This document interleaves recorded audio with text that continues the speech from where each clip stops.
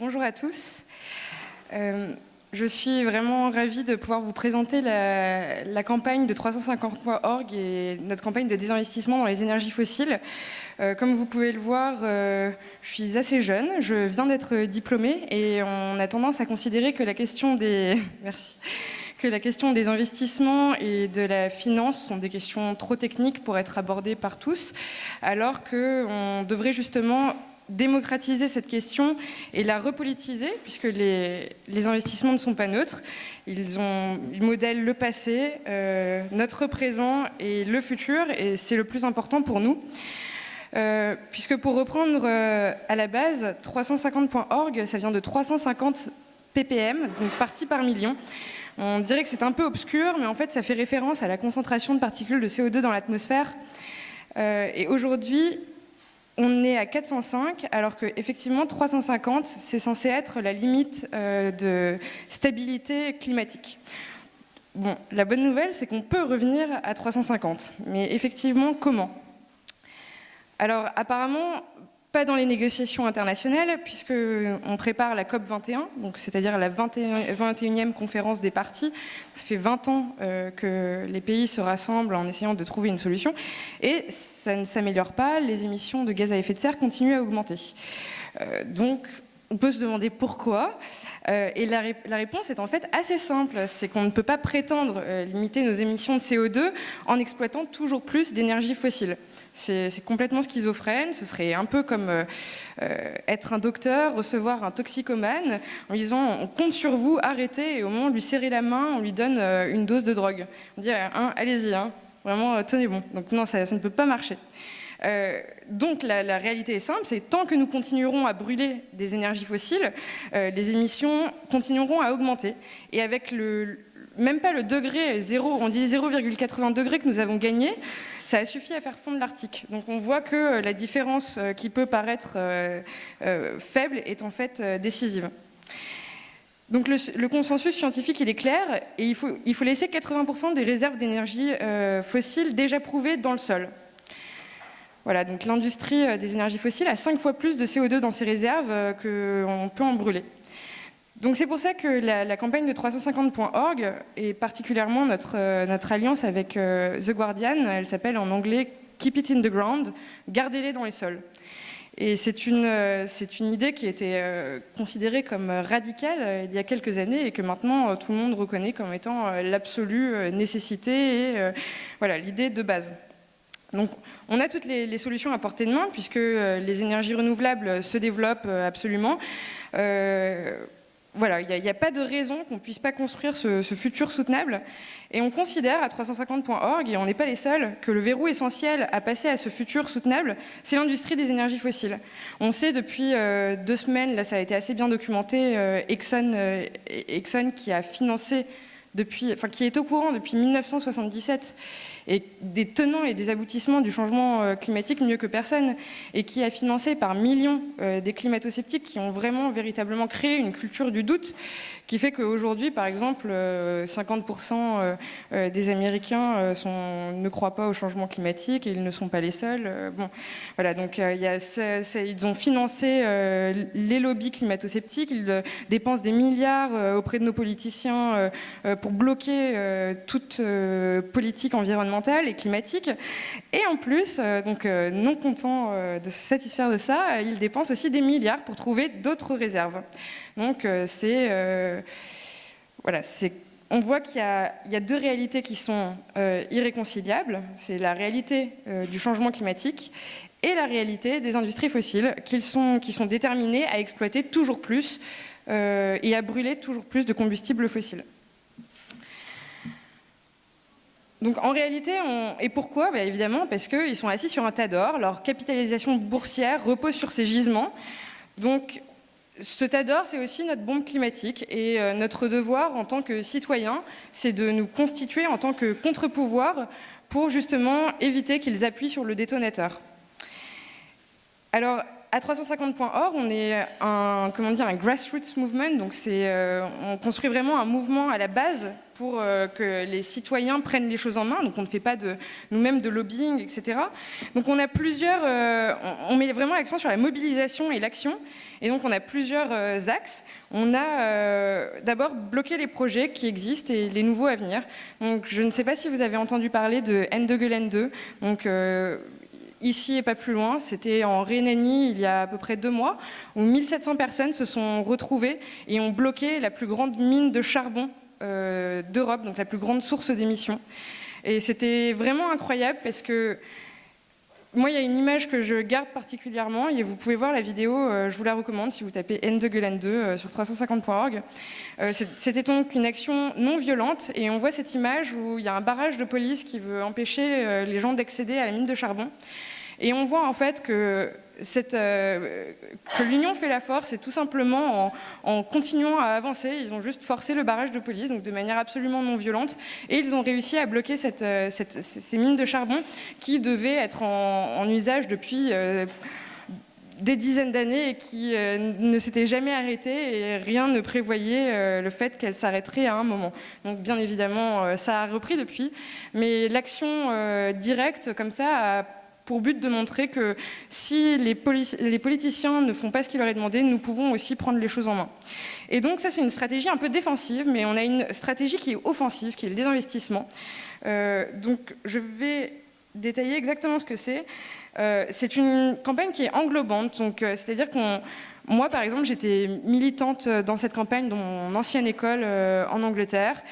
C'est comme ça que j'ai découvert cette merveilleuse campagne. Et donc, il y a vraiment un mouvement citoyen autour de cela.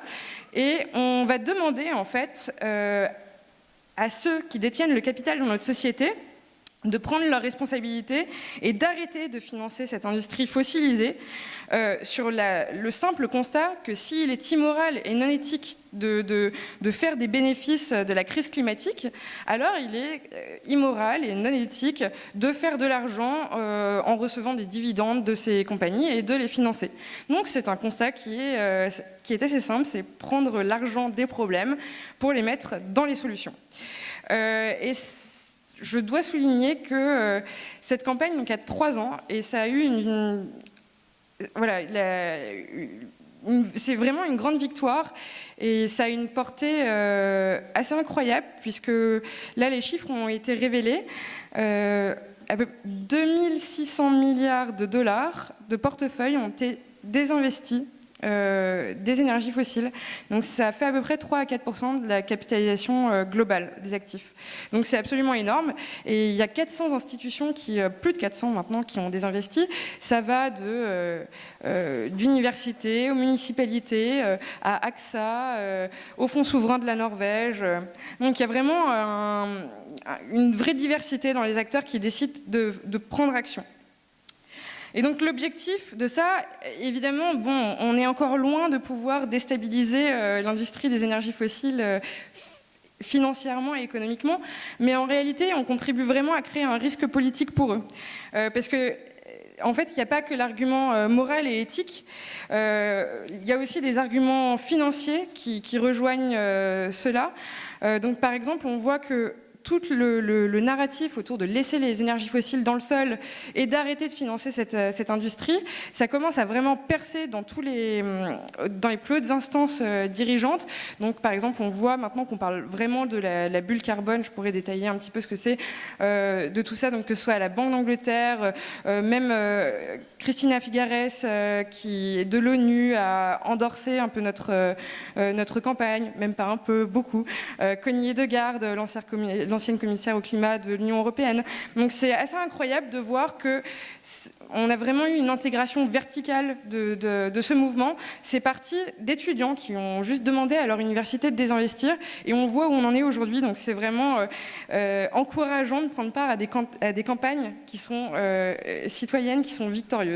Donc c'est pour ça que je vous encourage à vous y intéresser, puisque c'est quand même assez satisfaisant de voir que ces actions portent à quelque chose. choses, et surtout dans le climat où on a eu tendance pendant trop longtemps à avoir envie de baisser les bras parce que, en dépit de ce constat, on avait l'impression qu'on était un peu impuissant. Et c'est un peu la force, c'est surtout la force de la campagne de désinvestissement, c'est qu'on va au-delà de l'action individuelle qui est de dire je réduis ma consommation de viande ou je ne mange plus de viande. Là on arrive à vraiment attaquer une tête de l'hydre qui représente le système. Et donc c'est pour ça que c'est particulièrement intéressant. Donc il y a plusieurs façons de mesurer ces victoires. Donc, comme je vous l'ai dit, c'est ça, c'est le fait que beaucoup de gens soient mobilisés, le nombre d'argent qu'on a réussi à faire désinvestir, le montant qu'on a réussi à faire désinvestir, le nombre d'institutions qui ont désinvesti, mettre en valeur les éléments positifs et surtout montrer aussi à l'élite ce qu'elle doit faire, ce qui est possible. Et donc, par exemple, dans le cadre de la COP 21, pousser les institutions à désinvestir, ça modèle le type d'engagement qu'on attend d'elles, c'est-à-dire par exemple arrêter les subventions dans les énergies fossiles qui représentent un montant absolument fou. En une heure, je sais pas, je pense que c'est à peu près 600 millions dans l'heure qu'on aura passé ensemble, c'est à peu près 600 millions qui ont été dépensés par les États pour soutenir l'industrie des énergies fossiles. Donc c'est assez incroyable. Et aussi, j'aimerais finir en disant que la force de cette campagne, c'est de montrer que ce qui paraît révolutionnaire aujourd'hui peut être la normalité de demain. Et moi, il y a une citation que j'aime beaucoup, c'est celle d'Herman Daly qui dit qu'entre une impossibilité politique et une impossibilité biophysique, donc en l'occurrence les limites de la Terre, il vaut mieux parier sur qu'on puisse changer l'impossibilité politique parce qu'on ne peut pas négocier l'impossibilité des limites de la Terre. Donc même si le challenge paraît trop gros, qu'effectivement c'est un challenge systémique, il faut justement prendre ce type d'action pour, comme je l'ai dit, réussir à changer le système et pas le climat.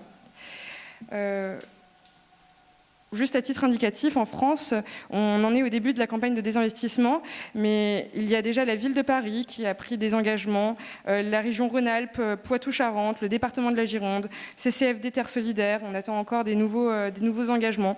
Donc on voit que là, on est quand même sur une belle lancée et on compte sur vous pour prendre le relais. Merci beaucoup.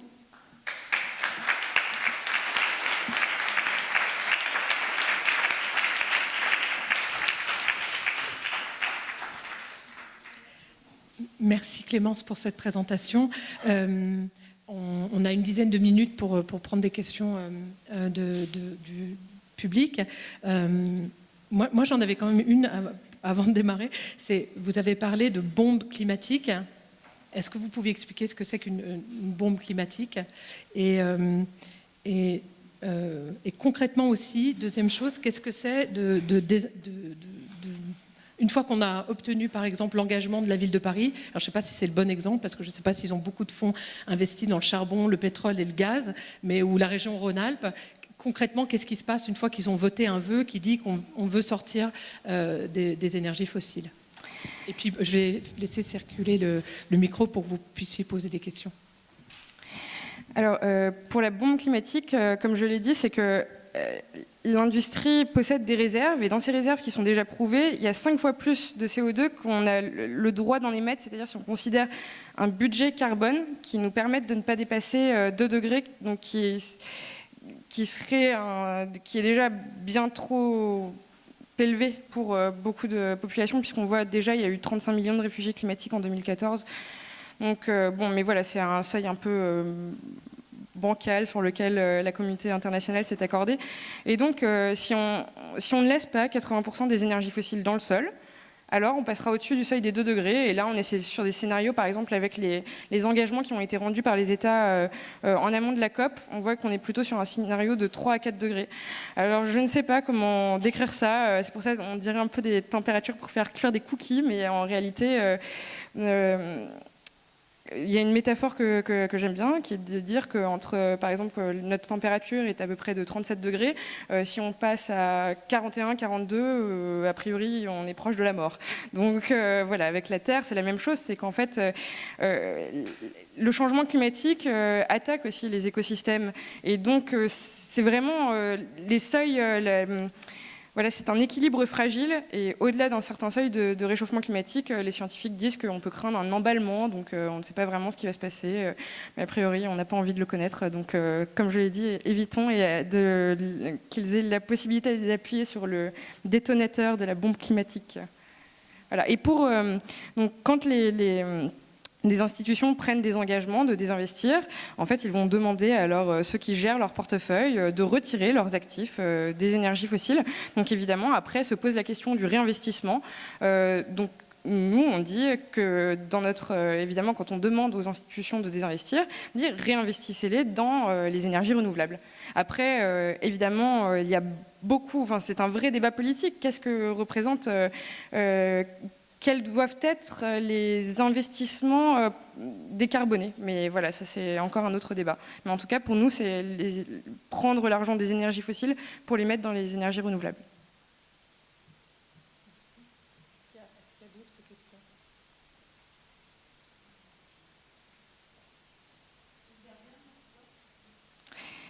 Alors, oui, j'ai cru que vous alliez en parler à la deuxième table ronde, mais alors oui, effectivement, je peux dire un mot sur le Guardian.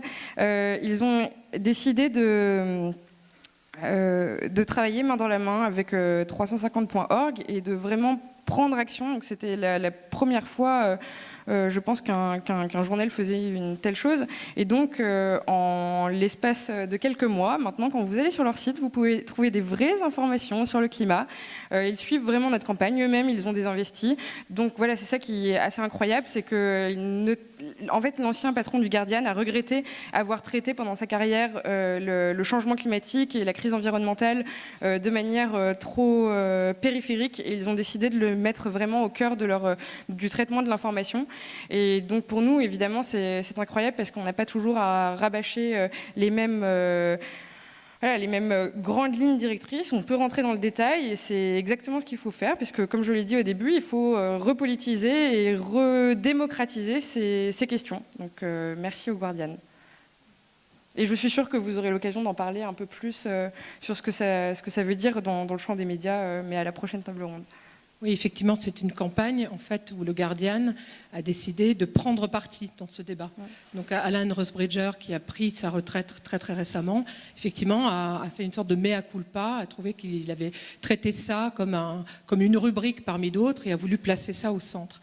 Et là, Clémence, vous en parlez très vite, mais en fait, il y a une sorte de suspense aussi autour du groupe Le Guardian lui-même, parce qu'ils ont 800 millions de livres investis. Et donc la question qui s'est posée une fois qu'ils avaient pris parti dans cette campagne de désinvestissement aux côtés de 350.org. Donc moi, je vous invite, parce que peut-être vous demandez concrètement, moi, qu'est-ce que je peux faire, ou mes amis, les groupes politiques dans lesquels je suis impliquée. Une des choses que vous pouvez faire, c'est déjà recevoir les informations du Guardian, et c'est assez surprenant. Bon, moi, je suis journaliste, très engagée, mais là, normalement, un journaliste ne doit pas, ne faisons pas le débat de tout à l'heure avant qu'il ne démarre, mais normalement, le journaliste doit tenir dans une position neutre et objective, et là le Guardian est complètement sorti de cette position-là et a décidé de prendre parti.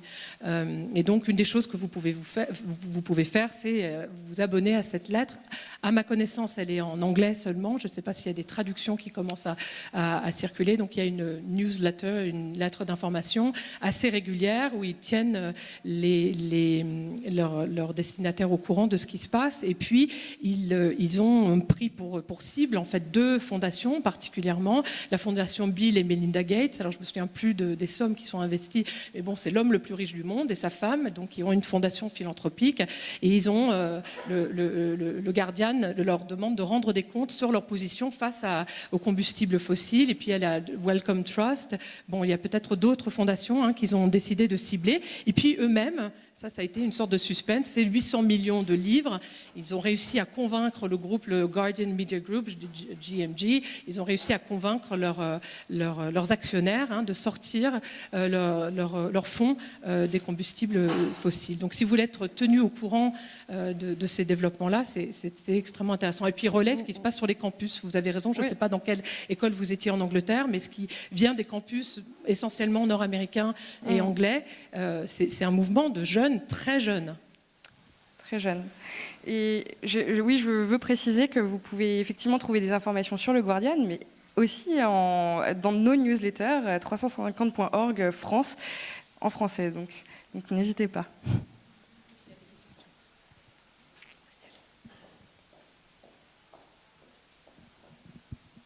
Bonjour, moi j'avais juste une petite question justement sur le fait que cette campagne sur le divestment, elle prend beaucoup dans les milieux anglo-saxons et elle commence en fait à peine à prendre en France.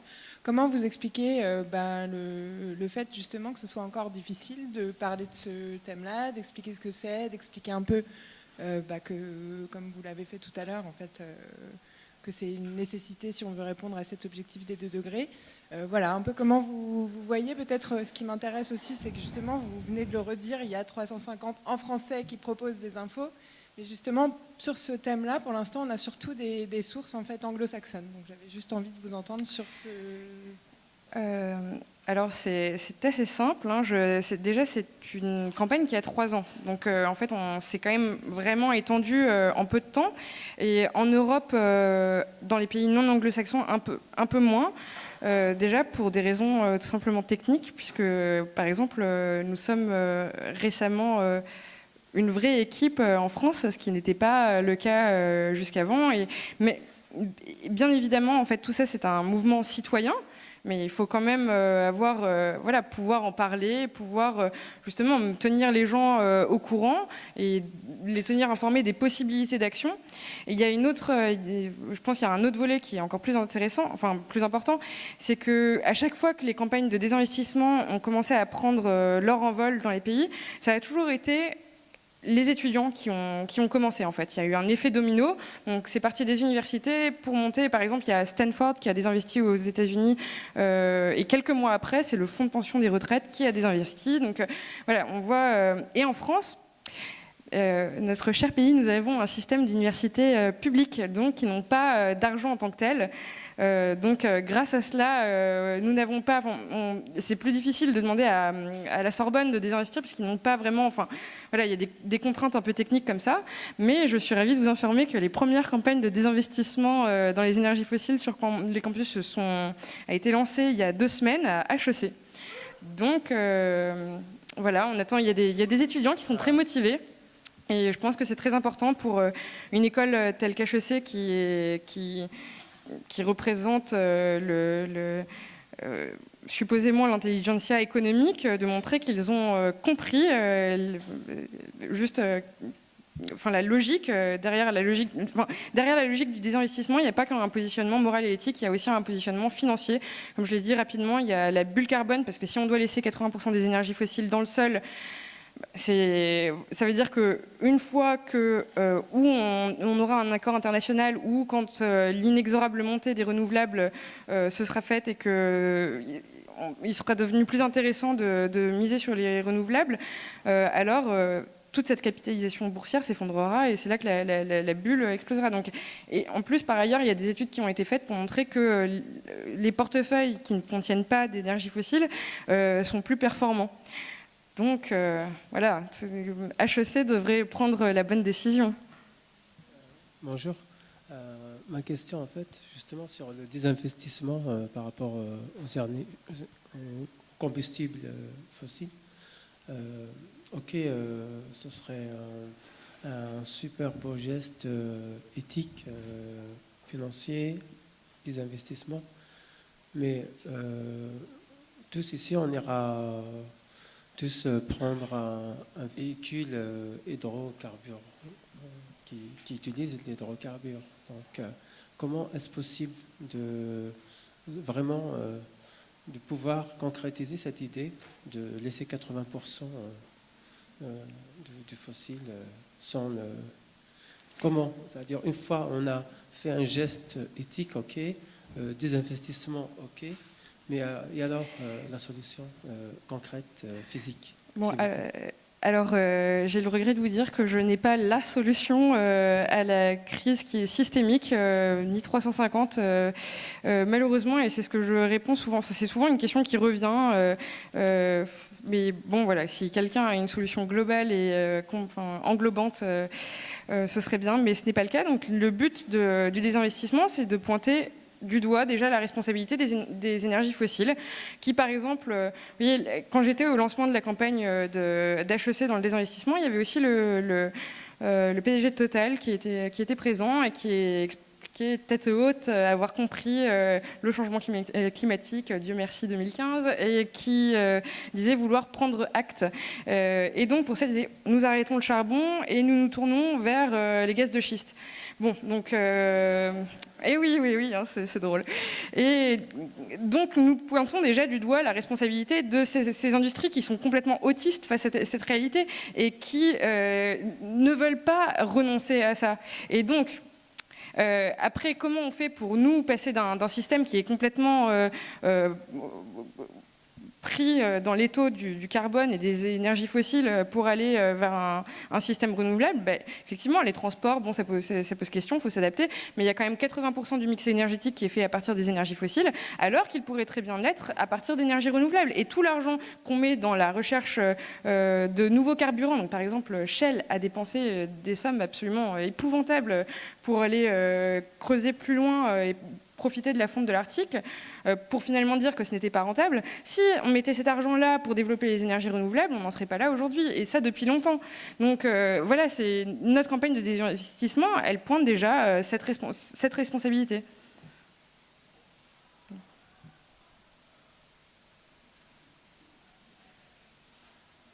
Est-ce qu'il y a d'autres questions? Oui.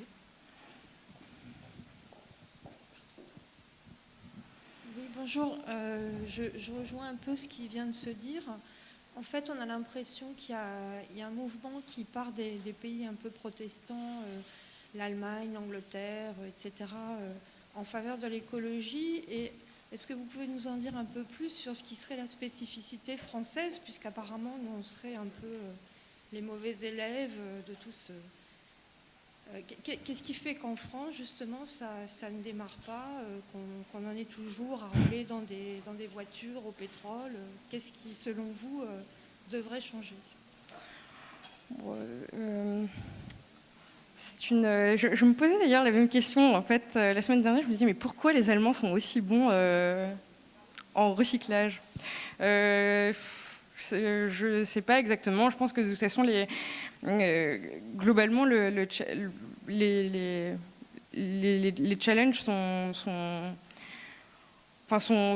vastes et globaux. Donc il y a certains pays qui réussissent un peu mieux à la marge que d'autres. Mais on voit par exemple la Suède qui visait 100% d'énergie renouvelable. Bon voilà, ça doit dépendre des politiciens, de conflits géostratégiques.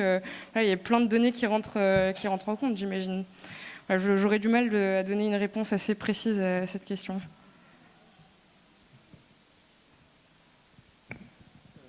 Il y a peut-être, en pensant par exemple aux pays protestants, peut-être d'origine, de culture, de philosophie protestante, peut-être ils savent se remettre en question. Et puis ils ne sont pas, je dirais, entre guillemets, victimes de système jacobin au lieu de girondin, donc fédéral. Et ça le fait, vous voyez ici, cette conférence, moi, il y a 15 jours, j'étais chez des amis dans le Lot, j'ai fait du vin naturel, rien qu'en les aidant, et j'ai passé mes vacances chez eux. C'est des amis qui ils étaient libraires à Paris, ils étaient dans l'édition, ils ont choisi de devenir viticulteurs. C'est un exemple, hein. Mais ils auraient aimé avoir une conférence comme ça, dans le Lot, dans le Gers, dans le Lot-et-Garonne, je sais pas moi, en Savoie, etc. Tout est centralisé, et ça, il faut vraiment réfléchir à ça. Pourquoi? Et puis se remettre en question. Et puis se dire, oui, moi je dirais pas, je suis d'accord avec vous, presque à 100%, mais je dirais pas, oh, oui, c'est la faute à Total. Oui, peut-être, mais s'il n'y a pas Total, moi, peut-être je crée un autre Total ou l'autre Total, parce que on est tous tentés par le gain d'argent. Et je suis désolé, je ne suis pas un ange, et puis, etc.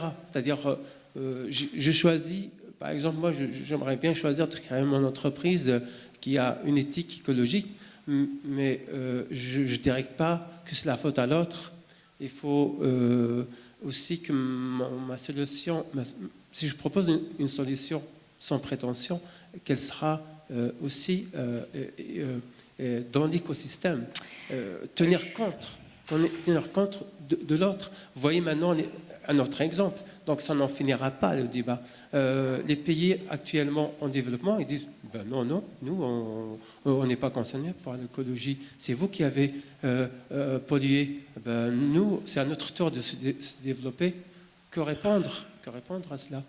Bon, il y a beaucoup de questions là-dedans, mais effectivement, c'est pour ça que la devise aussi d'Alternativa, donc vous parliez d'un système très décentralisé, et moi je salue ce qu'a réussi à faire Alternativa. Je ne sais pas si vous en avez entendu parler, mais c'est justement, on parlait du rôle des médias, en l'occurrence, alors là ça a été très mal couvert, et je peux vous dire en 2 minutes pourquoi. Donc c'est quelques personnes qui sont parties à vélo du Pays Basque pour promouvoir les alternatives écologiques et socialement responsables, et donc ils ont fait 1 an le tour de la France, donc ils sont vraiment allés partout pour promouvoir ces alternatives, et finalement ils sont arrivés à Place de la République à Paris il y a 1 ou 2 semaines. Il y a eu, je crois, à peu près 50 000 personnes qui sont passées sur la Place de la République en un week-end, donc c'est absolument incroyable. Et il y a eu 0 article dans les journaux, donc voilà, rôle de la presse, je ne sais pas. Et après, l'autre question, ah oui, c'est de la responsabilité individuelle. Oui, bien sûr, mais est-ce que la somme des responsabilités individuelles se valent? Par exemple, je pense que le PDG de Total, quand le matin il réfléchit à sa stratégie, à son business plan, et qu'il dit maintenant on va exploiter les gaz de schiste, je pense qu'en l'occurrence sa responsabilité individuelle est un peu plus forte que la mienne. Mais voilà. Donc c'est pour ça qu'il y a aussi des acteurs clés qui malheureusement ont plus de pouvoir que nous, et on voit au poids des lobbies qui est absolument dément. Et puis aux États-Unis, c'est l'exemple le plus parfait des républicains. Bon, cette consanguinité totale entre les républicains, les lobbies, les médias. Enfin, c'est voilà, effectivement. Et ça, c'est vraiment des gros verrous. Donc effectivement, après, il faut qu'on réfléchisse à tout ce qu'on conceptualise comme étant le progrès et comment on veut vivre ensemble et construire une société durable. Mais en attendant, il y a, je veux dire, l'hydre du pouvoir a plusieurs têtes, et en l'occurrence, on ne fait plus la révolution comme avant, mais il faut réfléchir conceptuellement comment on coupe des têtes de cette hydre. Et d'une certaine façon, vous répondez à une partie de la question en disant il faut attaquer au portefeuille. Donc ça, alors on va être obligé de conclure cette intervention. Merci beaucoup. Je vous remercie. Merci. J'avais une dernière question quand même. Quand on repart convaincu que justement il faut attaquer les fossiles au portefeuille, je pense qu'il faut parler de sobriété aussi, mais j'imagine que vous êtes d'accord avec ça. C'est pas simplement les renouvelables, il faut qu'on la baisse des consommations énergétiques par la sobriété. Qu'est-ce qu'on peut trouver comme outil si on veut faire connaître à ses amis, à ses collègues, à sa famille la campagne de 350 par où il faudrait démarrer? Alors, déjà, il faut commencer par arrêter d'être lassé de parler du changement climatique et des questions de la crise environnementale, parce que moi, je le vois avec trop de mes amis. Dès que j'aborde le sujet, il y a un espèce, on se replie sur soi, donc il faut déjà décoincer ça. Après, il y a beaucoup de matériel sur notre site 350.org, et on a aussi le site Zéro Fossile, qui est plus particulièrement axé sur la campagne de désinvestissement. Donc il y a des kits pédagogiques, puisque évidemment, donc nous on n'est pas là pour vous dire exactement ce qu'il faut faire, mais il y a de l'inspiration et on veut aider les gens justement à se constituer en contre-pouvoir. Donc par exemple, il y a un guide pratique des étapes à comment mener une campagne de désinvestissement. Donc on voit là par exemple, ça peut aussi, là il va y avoir les régionales qui arrivent. Eh bien demandons au président de région, au futur président de région, ce qu'il pense sur cette question. Donc voilà, après il faut réussir à s'organiser, constituer des groupes, etc. Donc on a beaucoup de ressources sur notre site, et je vous encourage vraiment à aller les voir. Voilà. Et il y a beaucoup de vidéos qui sont très inspirantes aussi. Donc si vous allez sur YouTube, par exemple, cette vidéo de N2Gulen2, elle est géniale. On a aussi travaillé avec un groupe qui s'appelle N2Gulen2, c'est E-N-D-E, plus loin G-E-L-A-N-D-E. Donc oui, c'est un N2Gulen2. Bon, si vous tapez 350.org, ça apparaîtra. Et il y a aussi un groupe qui s'appelle les Pacific Warriors, qui sont en fait des activistes du climat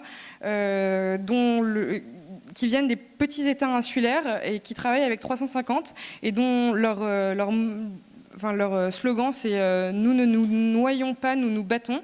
Et il y a aussi une attaque qu'ils ont conduite sur leur canoë traditionnel parce qu'ils entendent protéger leur culture, leurs différentes cultures, puisqu'ils sont menacés par la montée des eaux.